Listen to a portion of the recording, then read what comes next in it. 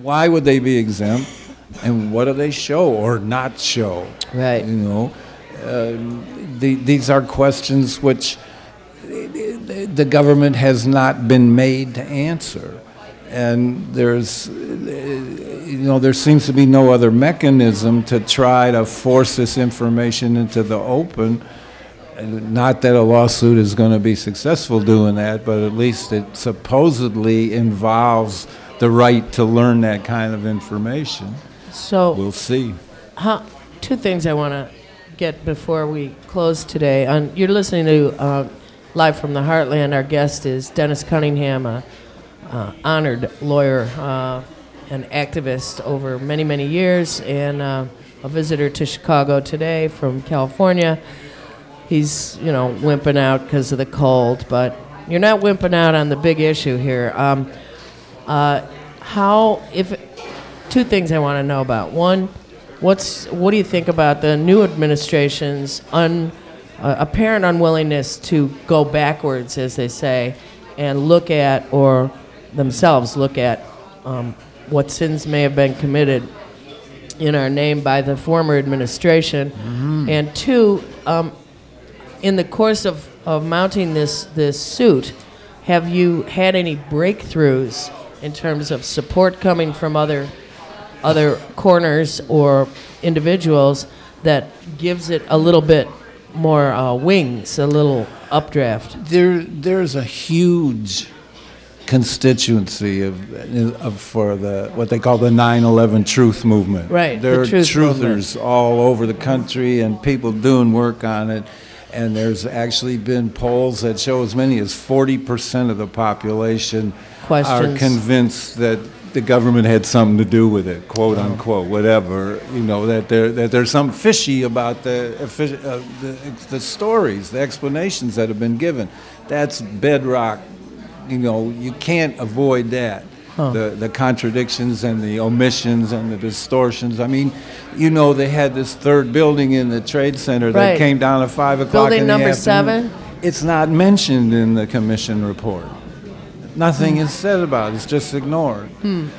So there is a broad base of support, I think. I think I saw a film questioning all this. There are more than one, okay. And there's books and articles and scientific studies of how the towers could have fallen or couldn't have fallen, all that stuff. So it's like it's just beneath the surface because the mainstream has shown it doesn't want to deal with it. You know? And I think that's the same phenomenon you're seeing, or we will see, in the new administration as far as going back and uncovering, the dirt, the wrong that was done. Yeah, you just had this stuff to come out about the wiretapping, right? They say, no, in fact, they've been lying to us ever since the wiretapping stuff came out about who they tapped.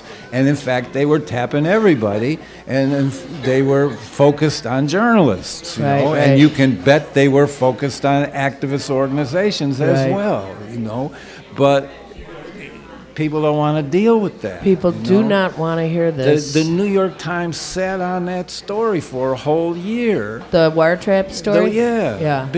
And just swallowed this notion from the government that said, oh, this will hurt us if you bring this out. You're damn right it'll hurt you because you're crooks and you're doing wrong and it's supposed to be exposed, but it isn't. And it's supposed to be, these people are supposed to have been dealt with for the war crimes. I mean, here our country took the most pound for pound, the most powerful destructive force that's ever been assembled on the face of the earth, carried it halfway around the world and just started slaughtering people in Iraq. Mm-hmm. Just slaughtering people. Yeah. And you think there's not supposed to be a comeuppance for that? I mean, there's not supposed to be a reckoning?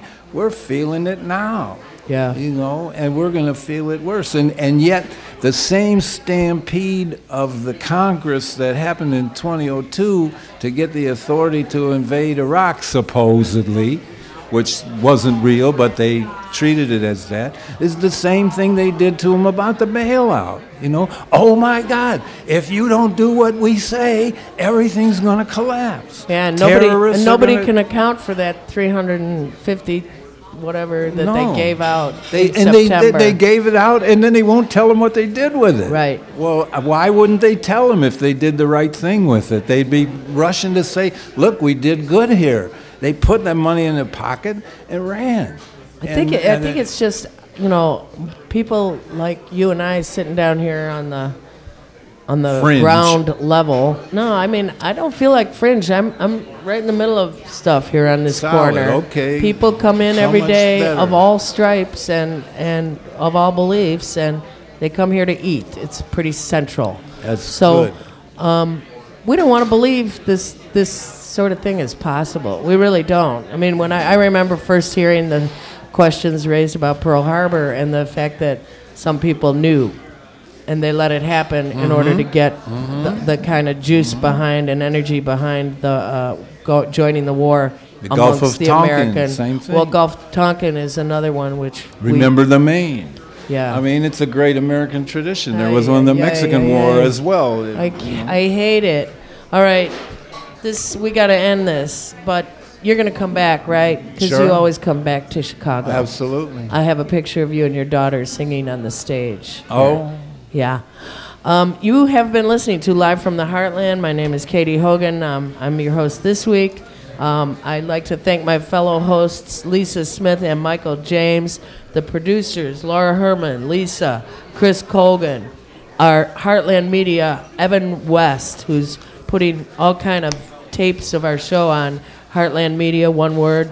I think it's on the website, the Heartland Cafe. YouTube. I want to thank the in-station engineer, Miss Susan. You are wonderful. Thank you so much. We have the annual Love Your Mother Earth Salsa Dance on Valentine's Day. Papo Santiago and Orchestra Infraverde. That's Valentine's Day, February 14th. And a bunch of other stuff. Check out our website and keep doing the good that you do in the world. The world needs all the good you do. And take part in the government. It does, in fact, belong to you. Let's prove it. Bye now.